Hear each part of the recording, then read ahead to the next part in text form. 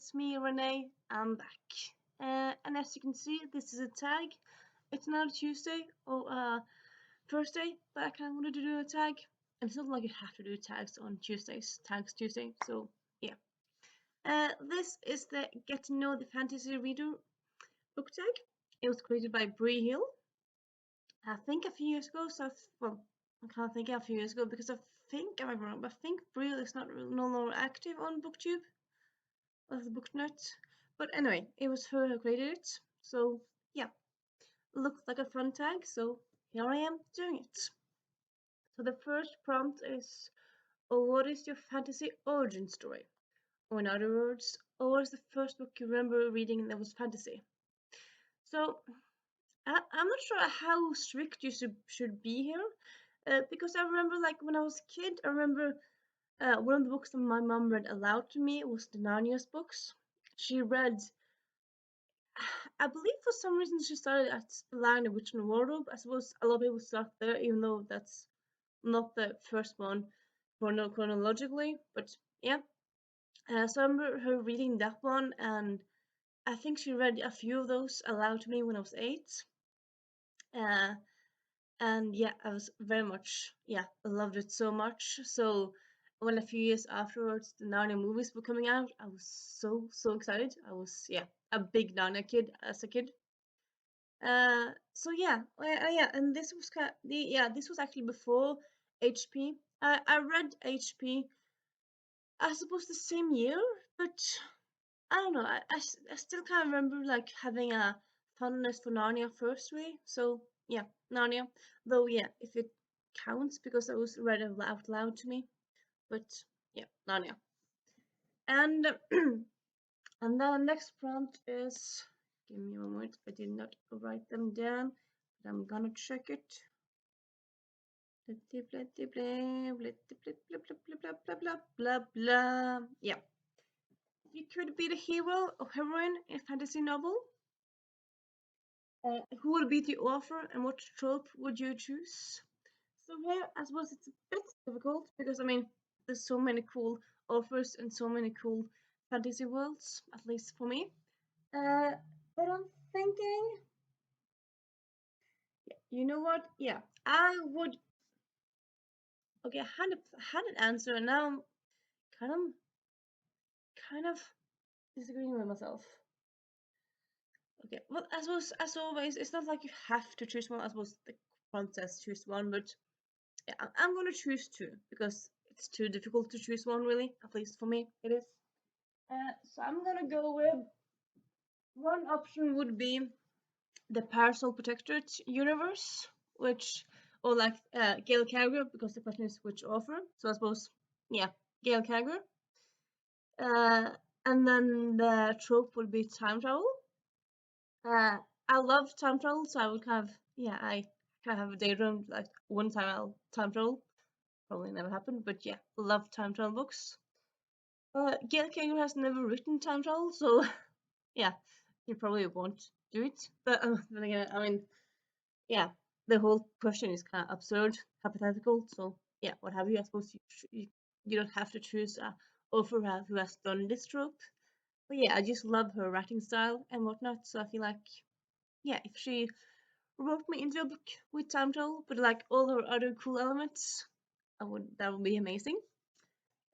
But yes, as you said, like because I love this world where like you have the cool costumes, you have all the different magical aspects to it, well, fantasy aspects to it and whatnot. But at the time, it's like this world is quite scary. So like if I suppose the question isn't like which exact world would you be a part of, but I suppose I'm kind of thinking like similar-ish. So at least what I'm thinking. I don't know.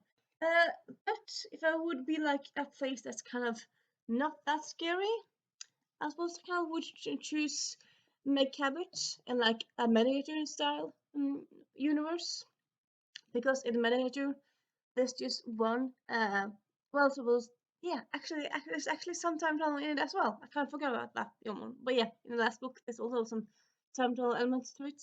But mostly it's set in modern day US. You have ghosts. Sometimes the ghosts are scary. other than the ghost, it's not like lots of scary elements to it. So yeah, and yeah, I suppose I could also go with Meg Cabot for time travel. And also I kind of feel like, yeah, because she writes, well, yeah, Meg Cabot, time travel. That I would still say time travel because, yeah, I would just love to experience time travel someday, somewhat, somehow. So yeah, that's how I would answer that one. Cheating a bit, I know, but yeah. And then we have the next prompt. Oh, what is a fantasy series you read this year that you want more people to read? Well, so far, first I was like, have I read any fantasy books this year? But then I remember, yeah, I have read some. So I suppose one, it's a companion series. Though I feel like, I mean, the question is, have you read a fantasy series this year that you want more people to read, to talk about, to read? So even though it doesn't say like it has to be a strict series, I suppose it's more like a way of saying like, have you read any books this year that you want more people to read? So I'm gonna go with Feather and Flame or the Council of Queens series. It's a Disney Hyperion published series, YA series, where you have it's based on the Disney animated movies, but it all tells the story of what happens after the movie ends, and they all takes place in a like historical context. So the first one was Belle from Beauty and the Beast. It's called Rebel Rose, and they kind of set around the French Revolution. This one is set in China, and Mulan becomes empress, so that's exciting. And yeah, like this, I feel like this kind of isn't really talked out much about. So yeah, this series I will say like definitely recommend it. If you like Disney movies, if you like retellings, if you like historical with some fantasy, because oh yeah, I would say yeah, both of these kind of are mostly historical-ish. They have some fantasy elements to it, but yeah, mostly I would say like it's much more historical than fantasy based. So yeah, but yeah, as always, I'm not gonna say one, but also like this question was like which fantasy series with a S. So I'm thinking like here I can probably choose two. Well, I am choosing two. So I also have the Loki story, which is uh, uh, awful god's guide to being to good deeds. Sorry. So in this one, so in case you're kind of wondering, this is my Norwegian. Sorry, this is my Norwegian version of it. But yeah, this one came out last year. Yeah, last year Wednesday. There's already second one come out in English, and it's a third one on the way. But yeah, it's a story, as you could guess, based around Loki, the god from Norse mythology. He's punished because he's done a bad thing again. He's punished by Odin, so he gets turned into an 11-year-old. He has to live in England for like a few weeks and do some good deeds to like make up for all these bad deeds. So yeah, and so he becomes 11-year-old with like dimples and all that kinds of stuff. And yeah, it's very, very funny. And yeah, I quite like this take on Loki. And yeah, I was going to say I haven't read any Norse myths with YA or middle grade series, like with that aspect. But then I remember, yes, I have. I read Magnus Chase, and I've read some others. But yeah, I feel like there haven't really been some in a few years now. And yeah, I quite like this one. It just like I suppose it has like lots of pictures here and there. So like for me, it wasn't like the pictures were necessary because I love books with text and have pictures like pictures as well. That sounds a bit snobby, but like I feel like pictures. There's lots of nowadays. There's lots of pictures in books, like often meant for kids who don't read much because you can trick them to read with having funny pictures. But then again, quite often, some of the pictures are quite fun. So yeah, uh, and yeah, there's also like this fun meta narrative to it. There's like Loki has to write in a diary, and then the diary has a mind of its own, and can like tell if Loki is lying and all that stuff. And yeah, I very much enjoyed it. And yeah, definitely feel like it needs more attention, really. So yeah, that's those two. And then the next prompt is, give me a moment. What is your favorite fantasy subgenre? Well, I suppose it depends on how you count a subgenre because, um, I mean, I feel like fantasy is kind of like the overarching genre, and then you have lots of things under it. But like, I would say like, can you define like books with witches as a subgenre, or is it like more uh, like a fantasy book with a specific element to it? Is it is witch books genres or is it like elements? I'm not quite sure. But if sometimes a genre, then yeah, I love witch books anyway. Anyway, anytime there's one or more witches involved in a plot, I'm like, give it to me. But if you want to be more precise, I would say urban fantasy. I do also like steampunk, but I would say maybe I read most urban fantasy. Though yeah, I also like steampunk or like historical fantasy, like based around a historical period where they have like yeah, I really kind of like for example time travel where they travel to the past and they're kind of stuck in the past for a while and then they meet someone historical in insignificant, sorry, historical important and yeah, so I suppose I've answered that question. And let me check out what the next prompt is. What subgenre have you not read much from? And here, well, uh, I suppose fantasy is actually quite a big like genre. We have quite a lot in it. I just watched this video kind of talking about lots of different subgenres in fantasy and like, oh, that's a genre, that's a genre. A lot of them I didn't really know.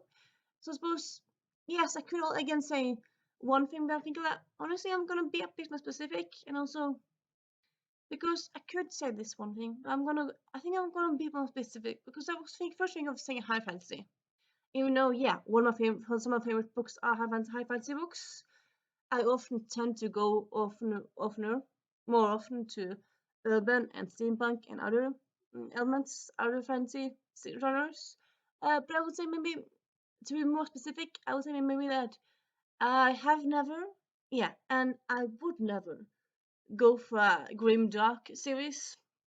Like my books needs to be either humorous or like light-hearted or like have some sort of light-heartedness. And like when genre name is grim dark, and like the definition is like this is a world where people have big traumas and there's lots of traumas happening to them. Like no, that's not for me. Of course, yes, you need conflict in the story to have it interesting, but yeah, for me, I'm kind of like have a few conflict here and there, and then have lots of witty banter. But I suppose I haven't read Grimdark, but I'm kind of thinking that it probably doesn't include that much witty banter. So yeah, not Grimdark. And then we have the next prompt. Who is one of your auto-buy fantasy offers? Now this is actually kind of interesting. At least I feel like it's slightly interesting. I also be kind of thinking of doing a video of this. I haven't done it so far, but I suppose yeah, I might still do it. Kind of think about doing it, haven't done it, but yeah. I used to have auto-buy offers. I actually don't anymore because I've been burned because some of my favorite authors, because I would still say their favorite authors. But yeah, but some of my favorite authors have given up books where I was just highly disappointed. I didn't like them at all, or I didn't like them much. So now I would say like honestly, even if I like 99% of what a author gives out, I've kind of noticed that like for example, okay, like let's say that I don't know, Gail Carriger. This because one of my favorite authors decides to give out a book about someone, I don't know, someone being this she would never do. Okay, yeah, but anyway, I'm just gonna make up a completely scenario that I wouldn't enjoy at all. Yeah, she she writes a story about someone being trapped by a kidnapper who is raping them and torturing them. There's no witty sidekick, and it's just dreariness, sadness, a lot of trauma, and maybe at the end they have a like small chance at sur- sur- at surviving and like being rescued, and then maybe they don't get rescued. As it was like something like that kind of style, I wouldn't read it. So like even if like some people say like they read anything by their favorite authors, I won't read anything by my favorite authors because like I suppose because I've discovered like even if I like that author, if author X is combined with element Y and element Y is something I don't like at all, having an author that I love write about it won't matter because if it's something I don't like at all, it won't matter. Like it has to be have some sort of element in there. Like it could be like for example, like it could be a book that starts very dreary, but like we know from the plot that it's pretty quickly they find a solution, or like pretty quickly it's it's resolved and whatnot. But if it's a book that's like uh yeah, if it's a book where like there's just trauma and trauma and they never like win the battles, it's just sadness and loss and loss and loss. No, that's not the kind of book for me. So yeah, I'm not gonna do that. And yeah, so yeah, I kind of realized, but also yeah, I've also read I will also say, yeah, you know what, I'm gonna mention it. Daughter of the Deep by Rick Riordan came out a few years ago now. I didn't hate it, but I didn't love it at all. I feel like it was just kind of rushed, and I didn't really enjoy it at all. Like it's not really a book I would recommend, honestly. Like at least to me, it kind of feels much more like a beginning of series than a standalone. But we know at least so far that it's supposed to be a standalone.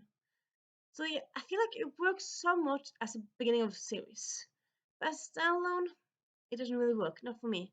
So yeah, it's just so many elements there that I don't really think works at all. So yeah, that's sad, but it's how it is. So yeah, I actually don't have autobiographies anymore.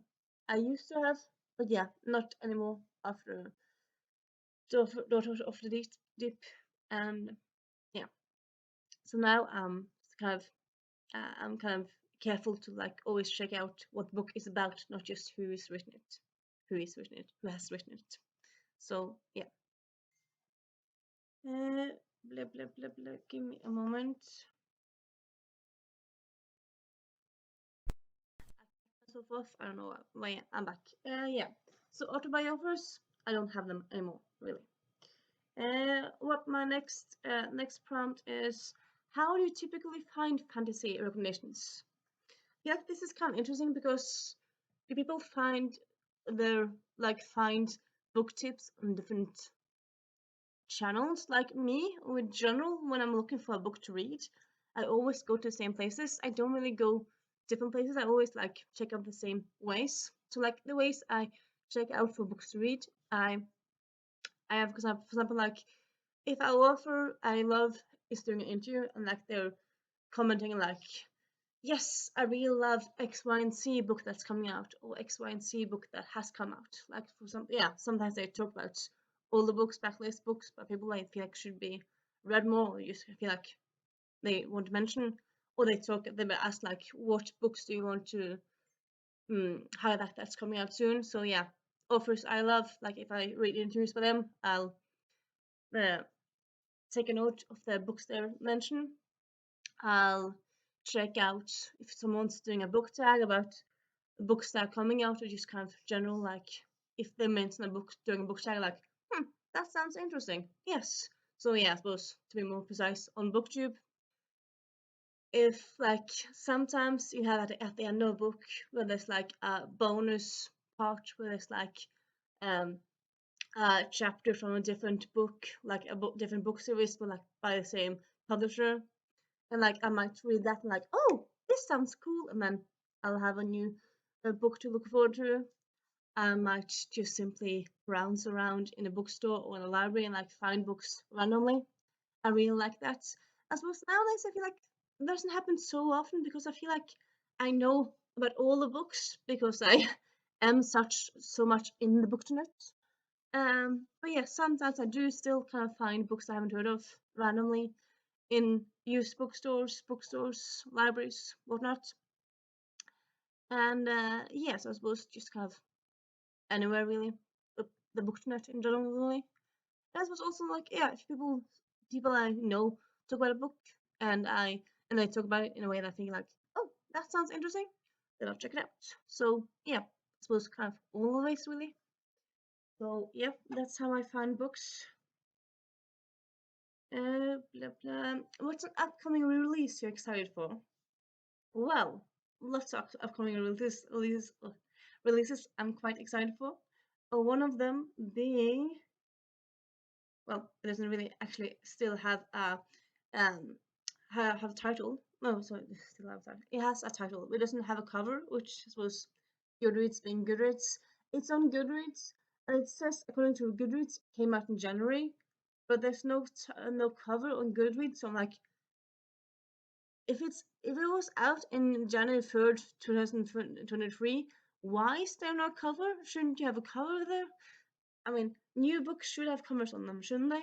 I don't know. But anyway, I'm not quite sure either if it's standalone or what. But it's called A Coffee Shop in an Alternative Universe by C.B. Lee. So this is I believe it's kind of like urban fantasy or like portal fantasy, where it's like you have different universes, but like they both have coffee shops. And then it's a queer fantasy story between two teens, I want to say, because I feel like it's a YA book. But yeah, it's written by C.B. Lee, which is one of my favorite authors so far anyway. She has this great series, it's Not Your Villain, Not Your Sidekick, whatnot. And I really like that series. Well, really love that series. And yeah, A Coffee Shop in an Alternative Universe, just a great title. So yeah. Also, yeah, I suppose the question is what's an upcoming book that you're looking forward to? According to Goodreads, that was already out in January, but the cover isn't out. So I suppose sometimes Goodreads is not all that smart in like how they edit stuff and stuff. Maybe it's supposed to be out next year, or like why isn't there cover there? I don't know. But I suppose it's supposed to be out like this year. I'm kind of thinking. So yeah, I'm using it. So yeah, so that one. Then the next question. Give me a moment. Yeah. Oh, yeah. What is one misconception about the fantasy genre that you're annoyed about? Yeah, I feel like this is kind of a book a genre a question people other people might answer the same way. For me, it's kind of like people. I think feel like people often think fantasy is like one thing. Like if people don't really read fantasy, they feel like fantasy it's just high fantasy. Like fantasy equals high fantasy, which is not what it is. I mean, fantasy is so much. Fantasy, I mean, it's everything from Twilight to HP to Narnia to Suki Stackhouse. I mean, there's just so much fantasy to, and then you have, I mean, lots of retellings are fantasy as well. You could have, I suppose, you could have retellings that are just historical, but lots of retellings are also fantasy. I mean, you have magical fantasy. There's magical realism. So much fantasy, mythological fantasy. So much of it. So yeah, just thinking that all fantasy is orcs fighting humans in a big field, kind of like Lord of the Rings style. And if you don't like that, you don't like fantasy. Yeah, that's wrong. That's wrong, my dear friend. That is not true. So yeah, that's kind of what I just want to mention there, really. Blah blah blah. Yeah, and this I feel like this is kind of like okay. I feel like you can, but yeah, I'm just gonna answer it. Yeah, ask it first, and then I can mention a bit more about it. But yeah, prompt 10. If someone had never read a fantasy before and asked you to recommend the first three books that came to mind as places to start, what would you recommend?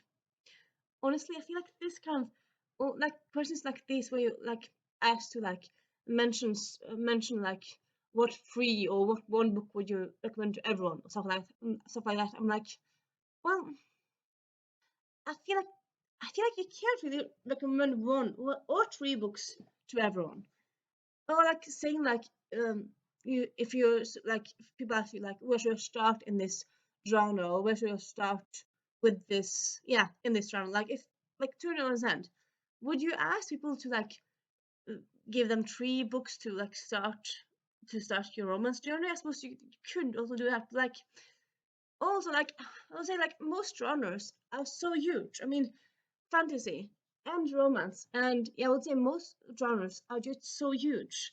Like just picking 3 books, I would say like I couldn't really just pick 3 books because at least for me, I feel like I would kind of have to know this person. Like, does this person is it a person who likes to read, doesn't like fantasy?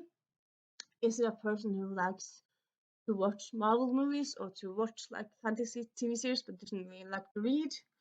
Because that's also something to think about. Is this a person who reads mostly nonfiction but for some reason wants to try fantasy? Is it a person who doesn't have a lot of time, so they need to read a short book? I mean, there's lots of things you have to think about. You can't just like, at least for me, I feel like one of the big issues with people saying like books are stupid, books are boring. It's because they're not encountering the right books. And if they're just going into a bookstore or a library and they're just kind of throwing books at them without being asked, like, what are you looking for or kind of what do you need? That's not a good way to like to make them happy to read things. So no, no.